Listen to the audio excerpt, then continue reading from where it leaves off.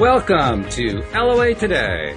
I'm Walt Thiessen, and this is your Daily Dose of Happy. We're so happy you joined us today. Cindy Chavez, life coach Cindy Chavez, is with us today. And Cindy, we've got some relationship stuff to talk about today. I know you really hate that topic, but oh, that's my happy place. Yeah. Oh, that's right. I forgot. Yes.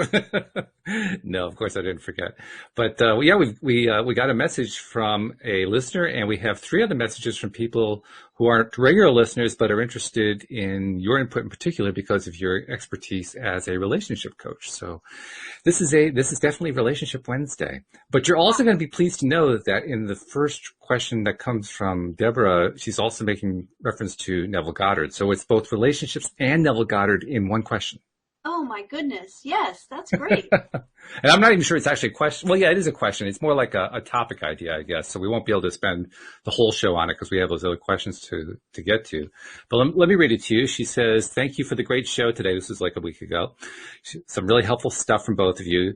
Your talk of changing the past reminded me of an episode you recorded a few years ago on this show regarding revising the past with Neville Goddard. I remember at the time, the concept sort of blew my mind, and I wonder if this might be a concept we could explore again. Of course, you may feel that you already covered it in its entirety at the time, but it's just a thought. Many thanks, and hope you had a splendid day. So why don't we take a moment to just kind of revisit the pruning shears of revision? Yeah. Oh my gosh. I actually was talking about this with someone this morning, so it's kind of interesting.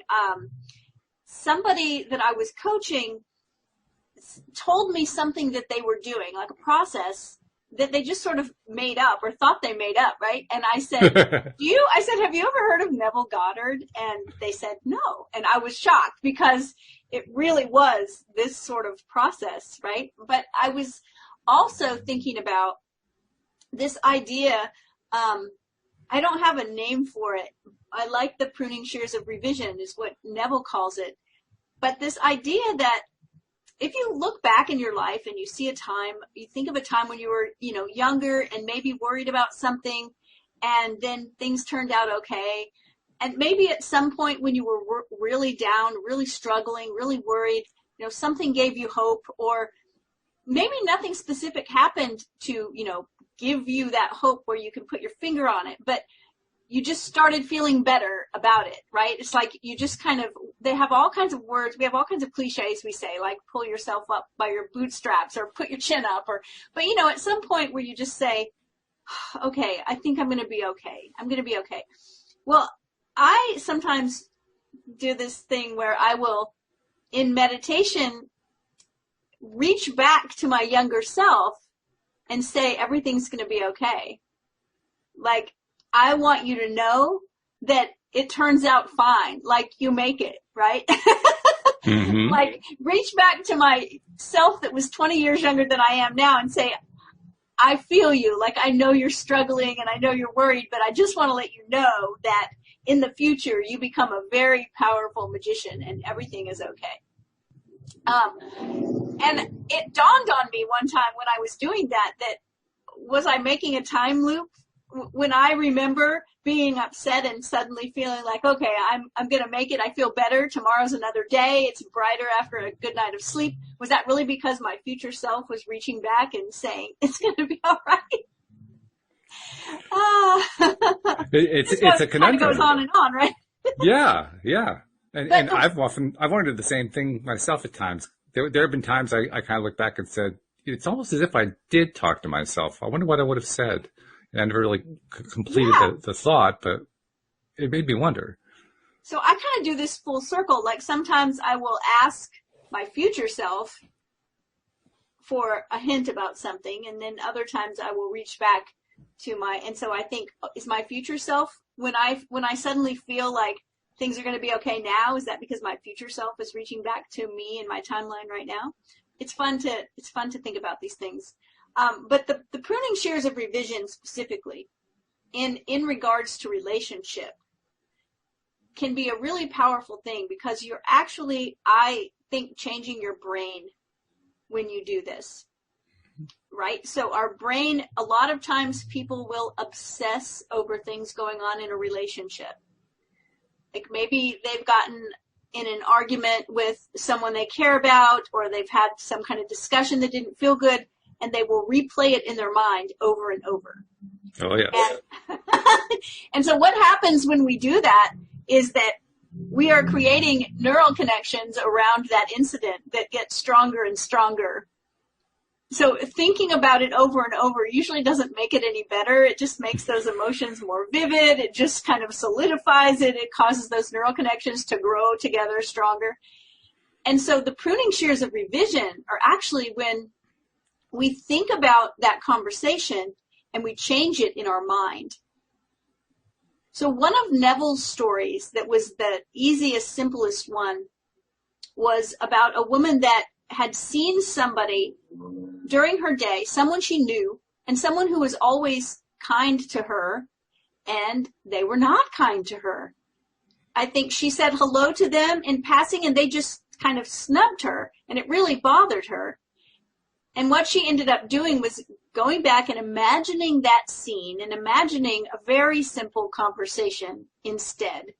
So she imagined herself saying hello just the way she did, and the other person saying, hello, how are you? Right? With a smile. It's very simple. Neville often gives very simple explanations. He does. But I have done this myself, and I've had clients do this with conversations that weren't so simple, with conversations that were painful and dramatic, and I've had them go back and imagine the conversation in a different way. Imagine it the way they wish it would have taken place. Imagine that the other person said something to them that was more in the lines of what they wanted to hear. And imagine themselves also saying something that they view now as a better thing to say. Maybe something kinder, maybe something a little more generous. And I encourage them to imagine the conversation like that. Like every time it comes up in their mind, imagine it that way. And really some serious miracles have occurred using that kind of method. Like the person does come around and say those things, or the person brings up the conversation and says, I wish it would have gone differently, or there's just some kind of amends made. So I love that whole idea of, are we really changing the past? When you think about it, all we have is now. So anything I tell you that's happened in the past, it is literally just a figment at this point. It's just a memory. It's just a wisp. And so if I change it's kind of like one of those philosophical questions, right? If I change my memory of it, does it actually change? Yeah. Does it change what happens with it going forward? I think it's worth a shot. It feels better. The example you gave is beautiful because it's an example of something we all experience, something that's repetitive. When it repeats, then it's easier for us to believe, first of all, because we had it both in the past and presumably in the future and in the now when we're experiencing it. But because it has all three of those aspects, I think it makes it easier for us to believe that we really can revise that in some way going forward. The one thing that I've noticed, and I'm curious to know if you've noticed this either with yourself or with clients of yours, is on those occasions where I have done this, not necessarily thinking about Neville Goddard or specifically trying to revise something, trying to change the situation, more along the lines of, like, I want the situation to change and I'm not really thinking about how to do it, and I'm not paying any attention to anything I know about conscious creation or law of attraction. I just want to change it. I wish that they would do this instead. And then they do this instead, and I go, oh, thank goodness. And I fail to make the connection to the fact that I asked for it. You know what I mean? Yeah, right. I think that happens a lot. And that's why I bring that up. I think we actually revise our conversations a lot more than we realize, because we don't realize the result when it came was an indicator that we actually changed it in somebody else, in their behavior pattern. It kind of goes along with the idea that is a Abraham Hicks idea, I think, but the ask, that the ask is energetic. Now, I am a proponent of asking, like literally asking with our mouth, verbally or in writing or something, like asking, taking the action to ask for what we need, for what we want, for what we desire. But just the vibration of desire is an ask in itself. That's true. Yes. Right. So like you're saying, if something happens and in our mind we're thinking, I wish this would go a different way. I wish they would do something different. I wish things were different. We may not ever verbalize that. And then when it does, like you said, sometimes we think, oh, I'm glad that worked out. And we don't connect that our energetic signature was actually an ask. Right.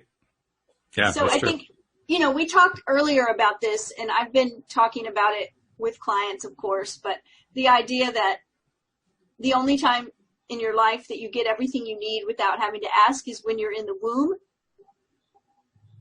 And that after you're born, you begin to kind of squeak for what you want, and then you scream for what you want, and then you learn how to say a few words and ask specifically or more specifically for what you want. And so it's an indicator that the more mature you are, the better you are at asking. So for years, I had big trouble asking, and I'm realizing now, well, that's a sign of my maturity or immaturity. I need to be better at asking. I need to practice the ask, right? Because true. Everything that we're good at, sometimes we're just naturally good at something. But even if you're naturally good at something, you can work at getting better at it. And if you don't like something or you're not good at it, we'll practice. Now, I've had people tell me about drawing. Oh, I'm terrible at drawing. And I ask them, how often do you draw? I don't. Well, if you go buy a sketchbook and you draw every day for 30 minutes for a year, you'll be shocked. You will no longer say, I can't draw, I'm terrible at drawing. Same thing with asking. Well, actually, you'll be shocked if you think back to the past. At that time when you finally get there, you won't be shocked at all, and you'll forgot that you even asked the idea, I'm terrible at drawing. That whole concept will be gone in so many cases. Sure. The awareness is just such a critical piece of understanding how this works. Wow. Yeah. So I think that, being able to ask for what we want is important. And I think that going back and using the pruning shears of revision is especially powerful in situations where we cannot ask. Maybe the person has passed on and is no longer here on this earth. Yeah, sure. Yeah. This happens a lot, that people have something that they regret about a relationship that they cannot repair with that person any longer, that they don't have it's not going to happen because the person isn't here or they can't, connect with the person. Right. This is still a powerful exercise to do, even in that kind of situation, because it will change your memory and it will change the vibration you have around that thing so that it's not painful or as emotionally charged. Which is really what matters the most anyway, because the person who's passed on, they've left all that stuff behind. They're not in this life anymore. They're on to the next thing, whatever their next thing is. So that to them, it's not the issue. The issue is ours. That's why it's so important for us to clear it up. Yeah. So, yeah, that's really good. Well, okay. I know we could spend a whole show on that one, but we have other questions to get to. But thanks for sending that in, Deborah. As usual, we love hearing from our listeners. And I just want to throw in a reminder, too. Anyone else who wants to have a question answered or just comment on a show like Deborah did, take advantage of the fact that we have that form in the LOA Today app. It's the Ask a Question form, but that's just the way it's labeled. You can use it to just send a comment if you want to. And you can address it to which of my 8 co-hosts or myself that you want to send it to, and I'll make sure that it gets onto that show. But it's a great way to, basically get some direct help with what you're trying to do. And plus, we love hearing from listeners. So thank you, Deborah, for sending in that question. Yeah, thank you so much. We do love hearing from listeners, getting questions, comments, whatever you want to share with us. It always brightens our day to get comments and questions from you. Absolutely, yeah. So the next question comes from somebody. This is somebody who posted in Facebook named Tina. And she said, I had 2 readings before about me and my boyfriend and whether we're going to get married. And they both said yes, but we are kind of different, I presume, from each other, and we'll have some difficulties. But now my boyfriend wants to break up with me as we have some problems going on. He loves me and I love him so much, but he can't do it anymore. He doesn't want to talk about it, and he's already made up his mind with no going back. I really don't know what should I do? I love him so bad, I can't even imagine myself without him. What am I supposed to do? Now, this is a fairly common thing we see, but can you help Tina? We do. Well, first I want to address the idea that of the readings. And I have this discussion quite a bit, and it's kind of funny because I always have to kind of preface it by saying, look, I don't have a problem with readings. I'm a reader myself. I'm not a psychic, but I do read cards and I love oracles. But there's another side to everything, and that is that when we do any kind of reading, I can't speak for anybody else, but it's always an energy signature that's in the moment. It's for that moment. And what I see happen with a lot of people is that they will stay in a relationship that's not working because one of two things happen. Because either a reader or a reading, they may be reading tarot cards or something for themselves, or they may have had a psychic do a reading for them.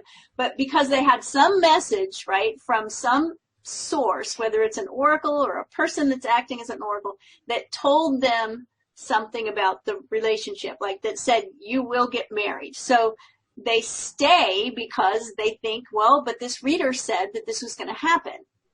And I want to remind you that, there are concepts such as the concept of many worlds or parallel universes. It's like there are lots of potential things that could happen. And sometimes it's not the way we think. The other thing is that they will have some kind of sign or synchronicity. And this is what happened to me. So I speak from personal experience. I had a relationship where there were so many wild signs and synchronicities that I let those things convince me that this was meant to be.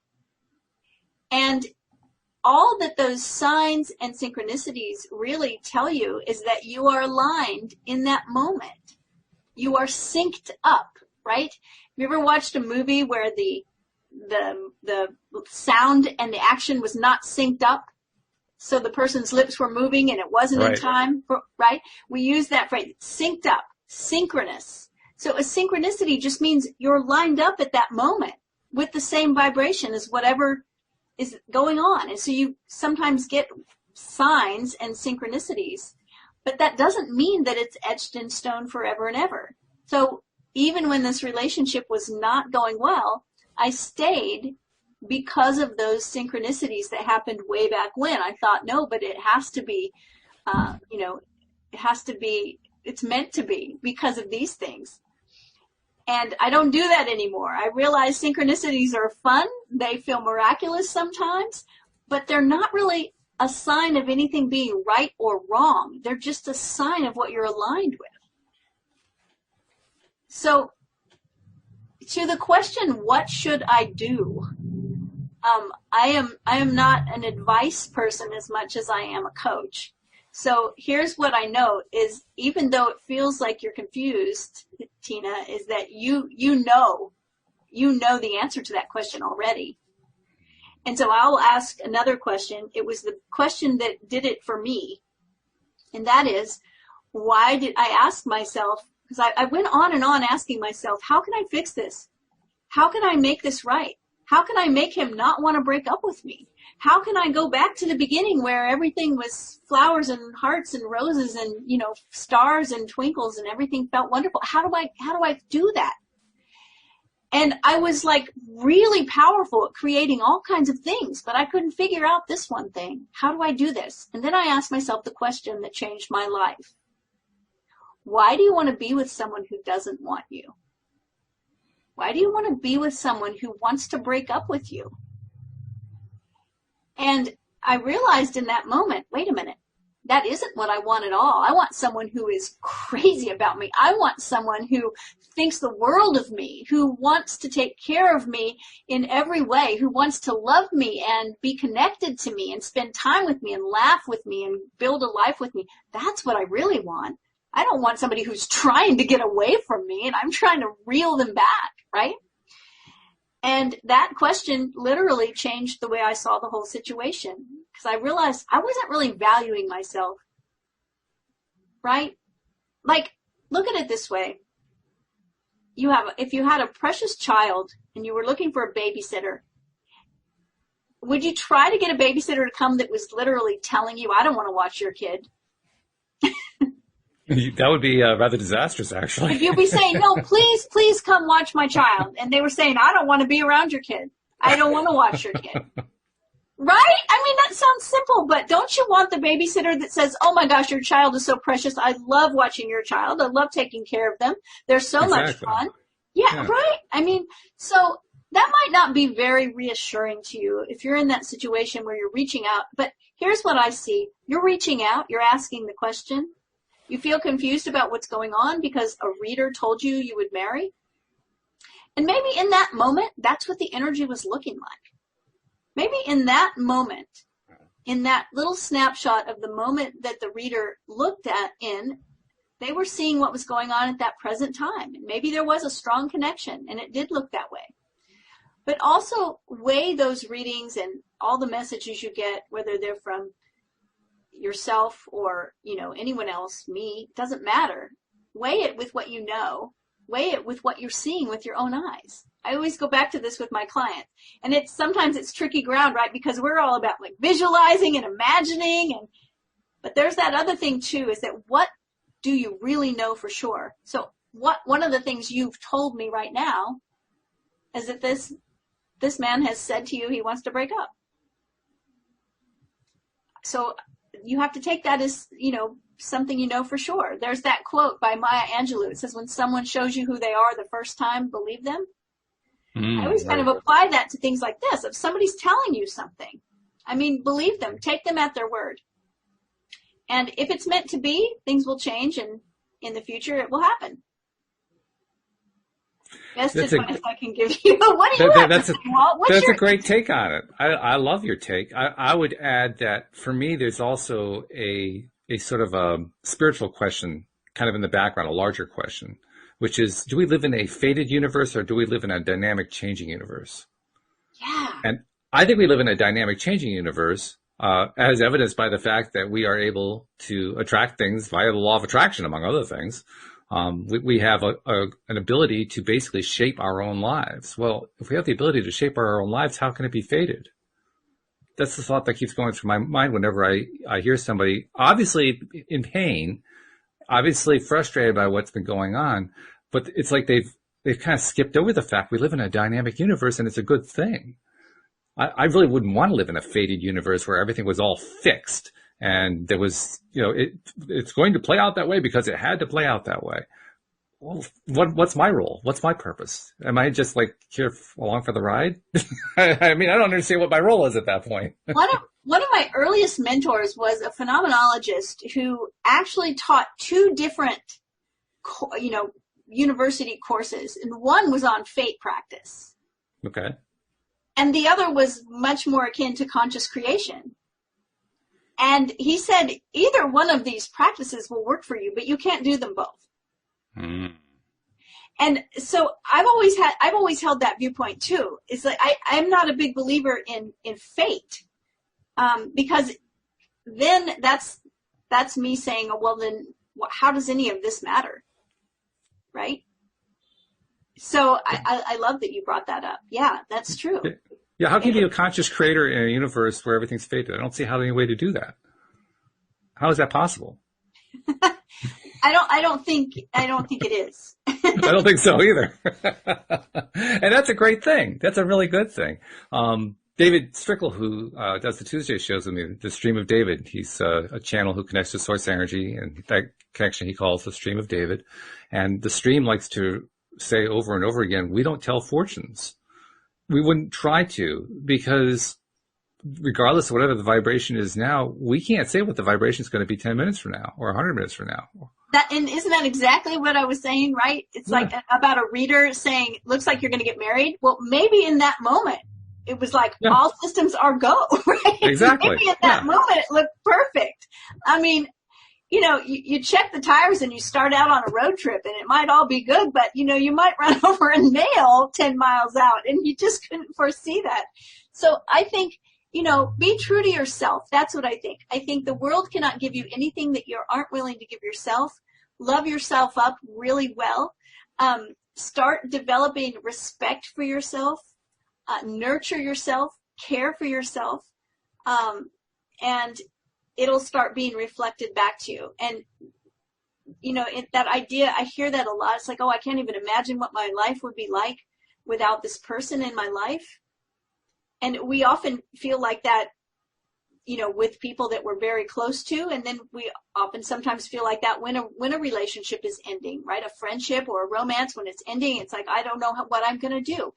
And I will tell you, it's going to be okay. And you're going to be okay. And you might surprise yourself with how good things get once you get through this transition point, right? It always hurts. Breakups hurt. Broken hearts suck. But from my experience, there's always some kind of treasure that you find that will come out of this hard situation. And then going forward, there's always something so much better. It just is. And so I hope you find peace and joy and the love that you're looking for. And I'm glad that you reached out to us. Yeah, that's very good. I like that. I'm also reminded, too, of one other thing in reference to the readings. You and I had a conversation, I'm going to say about a month ago, in which we talked about equating all this to like traveling on a highway and seeing highway signs. And you're driving on the highway and you see there's a sign for your exit in 100 miles. And then 100 miles later, you're kind of not paying any attention. You drive past the exit and then you say, well, but the sign said it was 100 miles. Like, well, that was 100 miles ago. That's not what the current sign said exit here. Well, you're saying that the old sign should apply to the new sign. No, what does the new sign say? That's the current one that counts. That's what I was going to say. It's like, that sign that tells you there's a Shell station, up ahead in a quarter of a mile is great when you're right there. But when you're 50 miles up the road, that sign doesn't matter anymore. Not really, no. It's not relevant anymore. It's not relevant. So I understand, sometimes we hang on to things because those things give us hope. Yes. And I understand being there and feeling hopeless and really wanting to grab onto something that gives you hope. But that in itself is sort of a sign. I look back and I realize that during the times I was really holding on to those past synchronicities, it's because I knew in my heart that things were not good. And so I was trying to reach back and find something that would give me some kind of hope that I was in the right place. And so if you're doing that, that's another thing to take into consideration. It's like, why am I doing that? Why am I looking back and trying to find something that will give me hope to hang on here? I can speak from the place of being in a really great relationship where I can't find one thing in this relationship that I wish were different. And I realize that that's probably not the case for a lot of people. As a relationship coach, I know it's not the case for a lot of people, but I will tell you that when you're there, you know it. I'm not looking for signs to convince me that I'm in the right relationship. I don't need them. The relationship itself tells me that. And it's also a case of, you described it really nicely. You actually had internal signs. You had those feelings like, that something wasn't quite right. You were reaching for something to try to make it right. In other words, you had a sign that was telling you something and you weren't paying attention to it. Right. So you're being selective about which signs you wanted to listen to or watch. Just recognizing now that I'm not going to readers to tell me if I should stay in my relationship. I'm not pulling tarot cards or any kind of cards for myself to see if I should stay in my relationship. I don't need to. I know You're right. There's no reason to ask those questions. So just those questions are a hint, right? That's true. Yeah. I mean, Louise and I have been together 21 years. I never was one to go to a reader anyway, but to ask a reader about, should I stay in this relationship? That's not even a consideration. It's just not even on the table. Right. So if you're asking, then why? Why? Ask yourself that question. What's going on that's causing you to ask that question? All right. Well, hopefully Tina was able to get something of value from that. I think she probably will. But we'll see what she has to say. Meanwhile, we have another question. This one's from Disha, I think it is. And Disha says, this is a rather long one, so bear with me. I have been in a relationship for the past 3 years. We started dating in 2017. I manifested him in my life with the law of attraction, I'm sure, because he was saying the same things I wanted, and he was better than I imagined. He chased me a lot, but somewhere in these years I have been disloyal to him at times. She says, please don't judge me. Then she says, I feel regret about my behavior from the bottom of my heart, and I've only loved him in these 3 years, no one else. This year, since the lockdown, I could see his interest decreasing, and I became the one chasing, and also I became very negative, and also recently found out he's been disloyal too, not double dating, but flirting around and talking to girls on dating apps. Over the past year, I don't know if I manifested this behavior in him because he was crazy in love with me, and I know for sure I attracted him. My affirmations were loyal, divine love, divine relationship, etc., etc. So I don't know why this is happening. My heart says he's the one, but I don't have any trust on him. I can't understand whether my higher self is telling me to give up or hold on. I try to be grateful for him, and I do see some changes, good changes, but again, I become negative and think of the disloyalty, and what if this happens again? I learned my lesson that I should be 100% loyal, but I don't know what to do about this relationship. I feel so stuck, and I've been trying to detach. In a way, I feel I attracted this experience to show me that I'm too attached to him, and I've been trying to detach. So what to do when I get mixed answers from the universe? I know 100% that he has loved me. He's given me 100%, but I don't know if I should trust him back or give up. I'm scared to trust him back, scared to believe 100% that he's the one, because what if I find something else in his phone? I'm not sure what she's doing in his phone.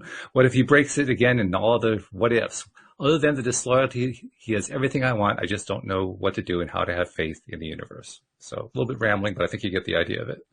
Yeah, I get the idea. I think a lot of things that we had talked about with Tina's question might apply here for Disha. But one of the things that I think is important to recognize is that trust takes time to build.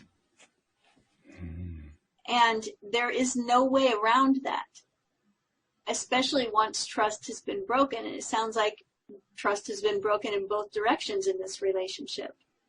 So number one, if you're both willing to rebuild the trust, then you can make that decision between the two of you and that agreement. Building trust can be easy. It's a matter of doing what you say you're going to do, right? And not saying that you're going to do something that you're not going to do. So keeping your word. We've talked about that before too, how important it is to keep our word, just because especially in conscious creation, you want your word to be powerful, right? Right. I know absolutely. I want my word to be powerful. So that means that when I speak something, I want it to be powerful. When I speak a blessing to you, I want it to be a powerful blessing, right?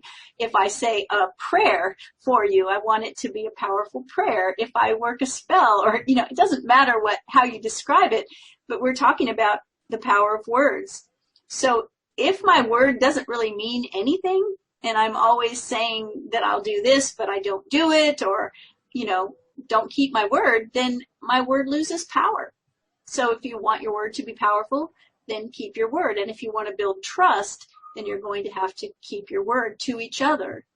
And it might be a process that takes a little bit of time. Now, there's something else that's important to know about trust.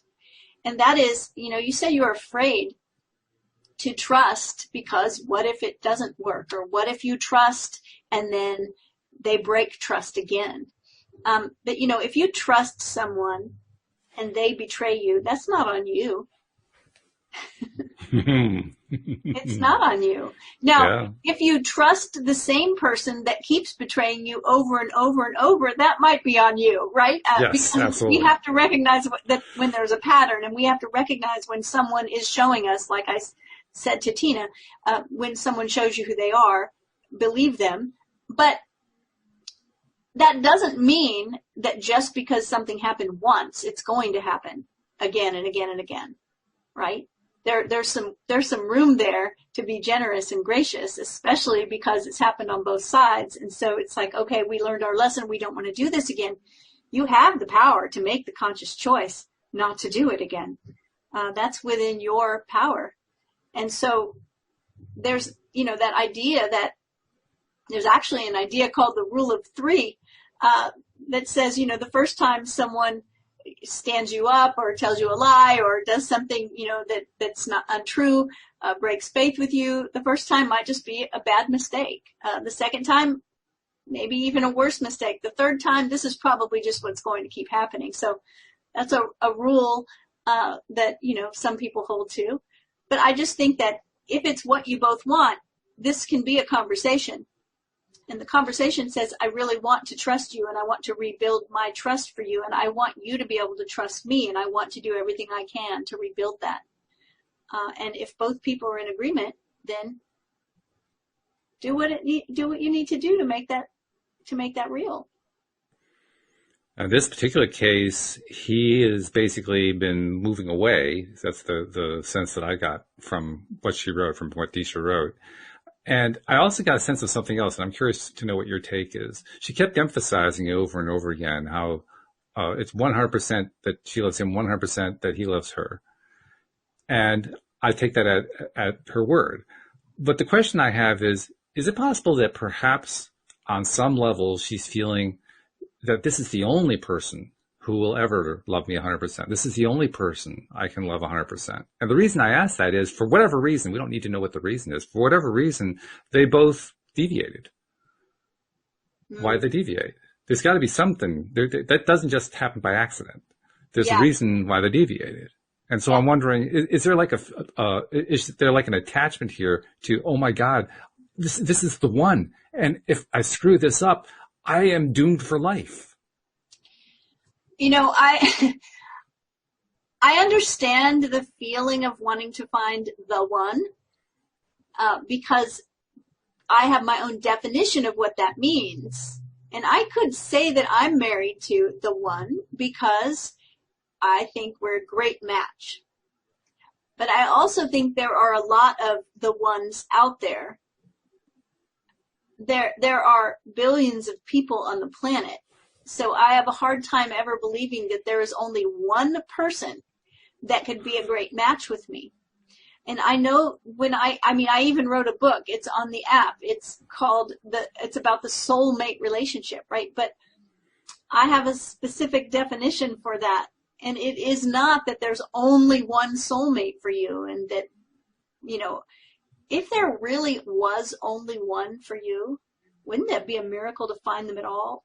Yeah, no kidding. And I think that's what people feel like sometimes, because when you fall in love, all these chemicals start happening. Your brain starts producing all these wonderful chemicals, lots of phenylethylamine that causes you to not want to worry about eating or sleeping anymore, right? You're just floating on clouds and just feeling so good.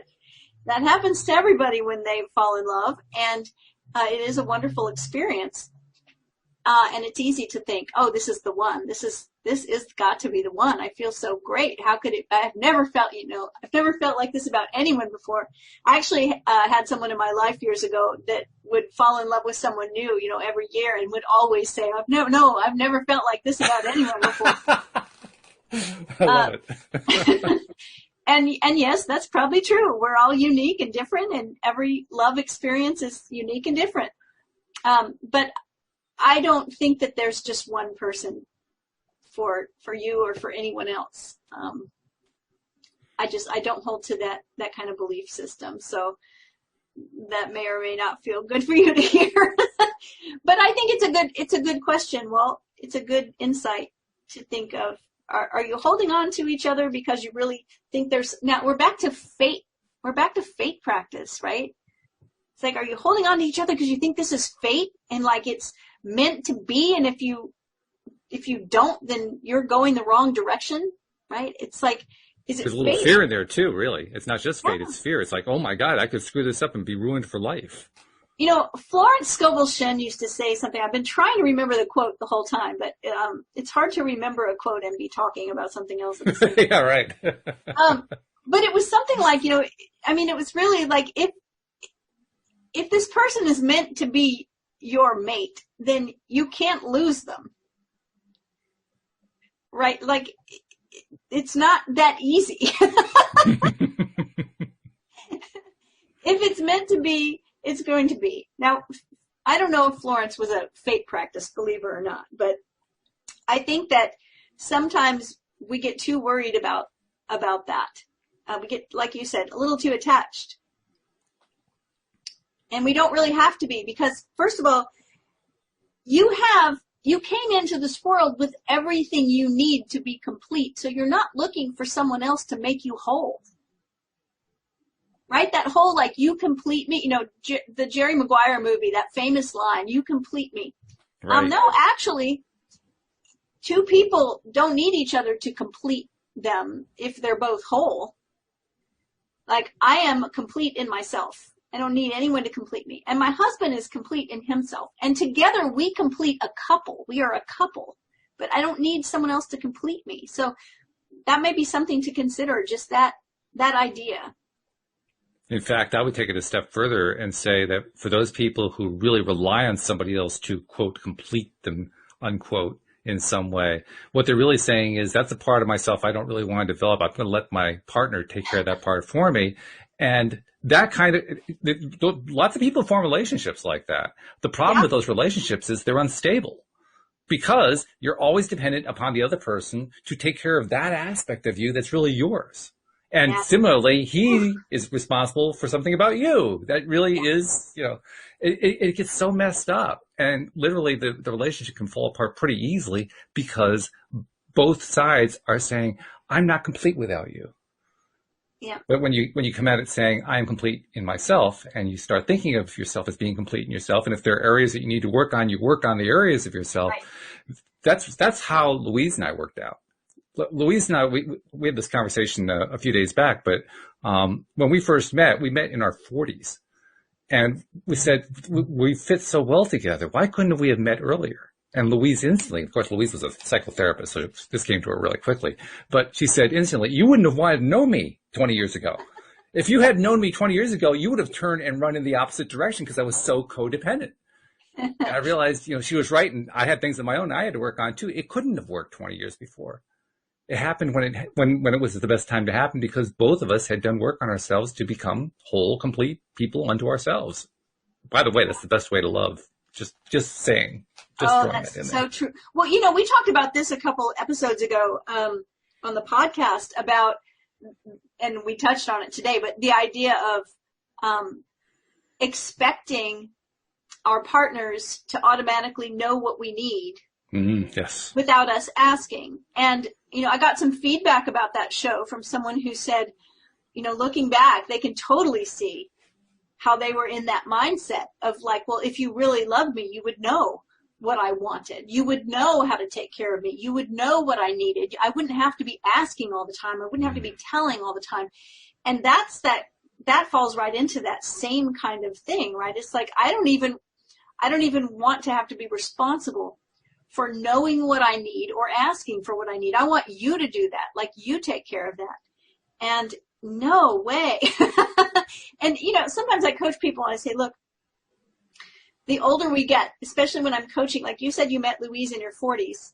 Mm-hmm. I was almost in my 50s when I met my husband. I was 49. Mm-hmm. And I will tell people, look, especially when I'm coaching people that want relationships or working on relationships in their late 30s, in their 40s, in their 50s, maybe 60s, right? I'm saying, look, the older you get, the more baggage you have. That is for all of us. The more life experiences we've had, the more things that we've had that have maybe been disappointing in our life, the more wounds we have. Why? Well, because we've lived here longer. And everybody has some baggage. But, when you see the adult with the little child walking to the train station and the adult is carrying both suitcases, that's because that's a little child and they can't lift their suitcase. Once you're two adults, you need to be able to carry your own bags, right? You got to carry that baggage yourself, work on it yourself, do the work to grow yourself, and then everything will change in the relationship. And if it doesn't change, then maybe there's some abuse going on. Seriously. Mm-hmm. I mean, I sometimes talk to people that say, I've done this and this and this and this, and this partner is still really treating me badly, it's like, well, maybe there is a point where we recognize, I think this is abusive. I don't know what else I can do different. And then we realize that to respect ourselves, we don't stay in those kind of relationships. That's a really good answer. And it rounds out what we were trying to identify as we were answering this question for Disha. And it also lines up perfectly with the next question. I think it's probably the last question for this episode from Tasvia, excuse me. I actually had to run her name through Google Translate because it was an Arabic name and I couldn't read the Arabic, but it translates to Tasvia. So okay. Hopefully I'm pronouncing it correctly. But Tasvia says, hello, I have a question. And by the way, we've actually answered a question for Tasvia previously with one of my other co-hosts a few days back. So this is her second time writing in. So thank you for writing in again. She says, I have a question. When I was 4 or 5, I would always watch my parents fight in front of me. Now, I know that if I don't heal when I will be in a relationship, the patterns will come back and I will engage in a fight with my partner too. So my question is, how do I heal from this? How do I unlearn the pattern so that I can have a peaceful relationship? That's a great question, and I think it's an experience that many people have had, watching their parents argue or quarrel or fight. First of all, you're already recognizing that it's not something that you want. And I'm not sure that, I think I heard the word pattern in there, like, worried about continuing the pattern. So there's a question there, and that is from me to you, and that is it a pattern? Is it a pattern that you learned and that you see playing out in your life? Or is it an experience that you witnessed that you don't wish to have? Because those are kind of two different things, right? Like, I can say that I too remember being a small child about that age. My parents divorced when I was 5 or 6. And I remember being 4 or 5 and seeing my parents fight and not being happy about it, feeling scared, not knowing what to do, wanting it to stop. But moving into my life, I already knew at a very young age that wasn't how I wanted to relate to people. And so I didn't. And so it wasn't a pattern for me. It was just an experience I witnessed. And so that's a question to ask yourself. Is this actually a pattern in your life? If it is a pattern, then you've recognized the pattern, and that's the first step in breaking the pattern. Mm-hmm. So the way you change that is you learn how to resolve conflict in other ways. You learn how to resolve conflict by having smart communication, by being compassionate and generous and curious and asking questions, asking for what you want, communicating with somebody that you love and not having to have it turn into a fight. It certainly doesn't have to turn into a fight or an argument. We can communicate with people we're in relationship with to where both people are getting their needs met and not have to have it turn into a fight. And so just making the decision that that's not how you want to be, and that's not how you want to navigate through a conflict. As human beings, we all are unique, and so certainly we're going to have times when we have differences of opinion with each other. Even the people we love the most, we're not always going to agree, and that's okay. Like, we don't have to always agree, but we can work things out in a way that doesn't involve fighting or arguing. And if you're someone who does that, like I practically would say, make that your affirmation, right? It's like, learn, if you don't feel that you're good at communicating and working things out, take a class, read some books, do some research, figure it out. Like, that's one of, go to my website. I actually have a product on my website called The Voice of Love. It's a product that's a 1-hour audio that will walk you through a conversation so that you can work these kind of things out without an argument. That's good. There are ways to do it. So that's how you do it. You just decide that, look, my parents fought when I was a kid. I hated it. I don't want to do that. And I'm not going to do that. It's a decision. It's a choice. That's a great point. The fact that it's a choice, that it's a decision. So much of what we experience in life, we have this very strong tendency to assume that life happens to us outside of our control, outside of our power.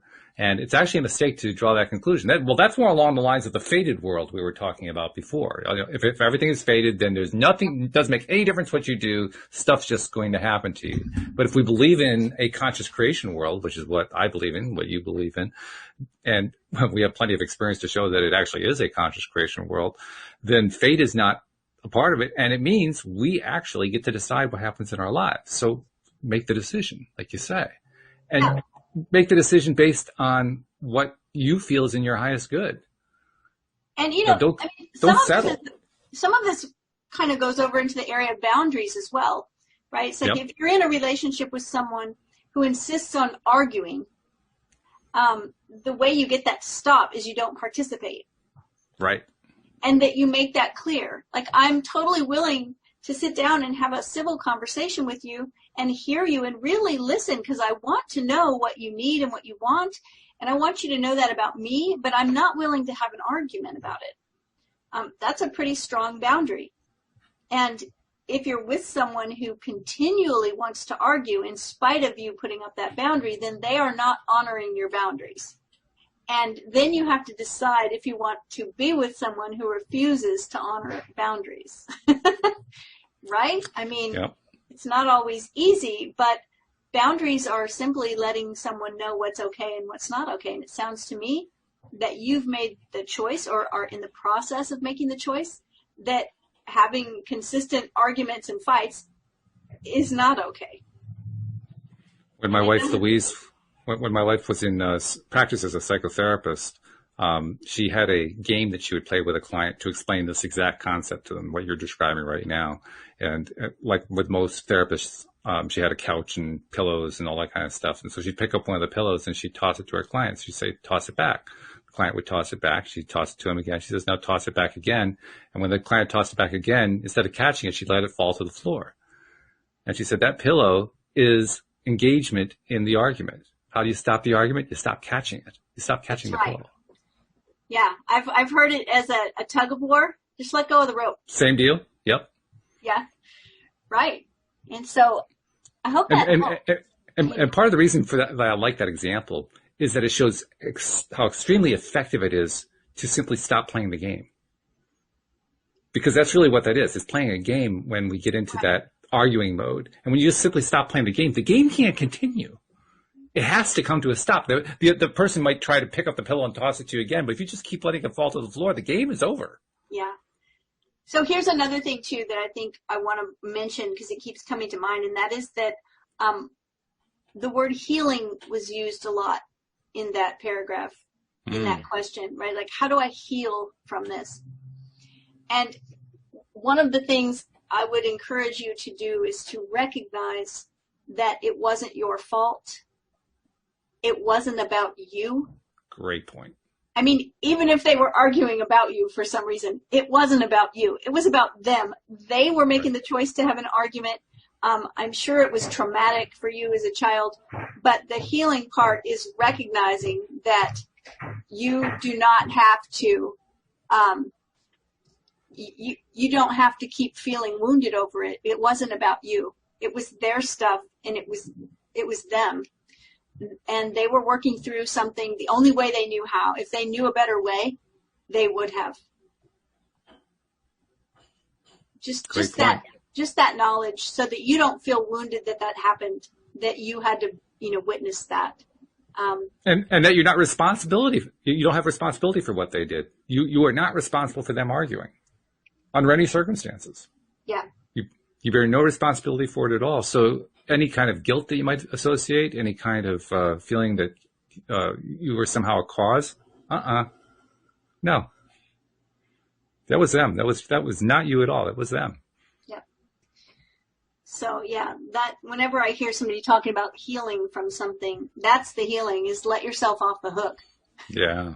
Right. Exactly. Yeah. And recognize that everybody's doing the best they can at any given time. And that includes your parents. They were doing the best they could. They had interesting you should use that phrase, that's a phrase that I've learned to use lately. Whenever I run into somebody whose behavior I don't like, or perhaps their choices in life I don't like, something they say I don't like, I remind myself, you know what? They're doing the best they can.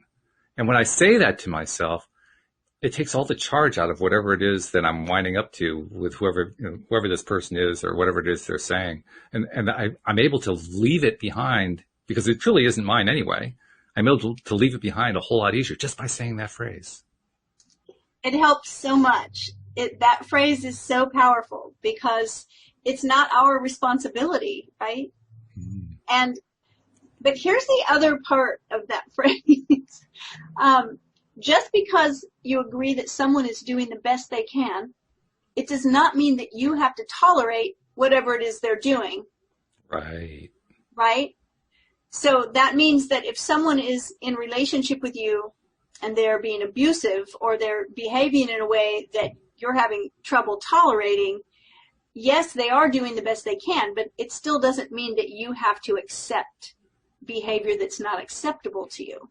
And, the easiest way I've explained that before to clients is, look, let's say you hire someone to remodel the tile in your bathroom, and they come in and they're completely screwing it up, and it's terrible. And the tiles are going up crooked, and it's just the most awful thing you've ever seen. Well, you don't just say, well, they're doing the best they can and let them go right. and continue to completely ruin your house, right? No, you say, okay, I'm going to have to get somebody else in here who does an acceptable job, who does an excellent job. But I do realize that this person was doing the best they could. It's just not for me, right? Exactly. Yeah. Especially when the tiles are crooked. Oh boy. Really good points. Really, really good stuff there. Before we wrap up for the day, I want to kind of revisit something you said earlier. You mentioned this product you had on your website. We haven't really done this in a while, but you are obviously an excellent relationship coach. I've done that for the last few years now. But anyone who might be interested in reaching out for you, tell them how they can reach you. Yeah, well, you can reach me through the LOA Today app. You can, first and foremost, there's a contact button there. My website is cindychavez.com, CINDIECHAVEZ.com. At my website, there's a button that says shop. And in the shop, there is a product called The Voice of Love. And it's a 1-hour workshop. It's not expensive, and it will help you with these conversations. So anybody that feels like you have conflict or you're worried about a difficult conversation, I recommend it. It's a very inexpensive, easy way to learn a communication style that will help you for the rest of your life. So, but you can reach me through the app, through the LOA Today app. Just, reach out there, and I'm happy. I always reply to people that reach out to me. Sometimes people are shocked because it's 4 or 5 days after they reach out to me, but I do eventually get to it, and I do reply. So I'd love That's what happens when you're a successful life coach like Cindy. You don't always get to the emails as likely as as quickly as you would like to, but she does get to them. It just may take a couple days. That's all. I also want to point out there are actually 2 different places you can reach Cindy through the app. There is the question form, which we use primarily to ask questions here on the show for us to address. There's also a page for all the co-hosts, and there's a little bio about Cindy, and there's a link there that you can click. That's a more direct way to just ask her questions specifically off the air, so to speak. So 2 different ways to do it. But yeah, good stuff. So hopefully we helped 4 different people today, and that's fun. We want Wonderful. More of that. Yeah. So take advantage. I mean, that LOA Today app is available for both iPhones and Androids. So regardless of what kind of phone you have, download it. It's free, and it's got a lot of goodies on it. It's got a piece of goodie that Cindy left for us. She gave us one of her ebooks, The Lovely Magician's Guide to Soulmate Success. Wonderful little ebook there. Anybody who wants to understand relationships better, that's a good place. So, yeah, good stuff. So thank you, Cindy. I'm looking forward to doing this again next week. Yeah. Thank you also to everybody who sent in their questions, and we'll see you all next time here on LOA Today. Goodbye, everybody. Bye, everyone.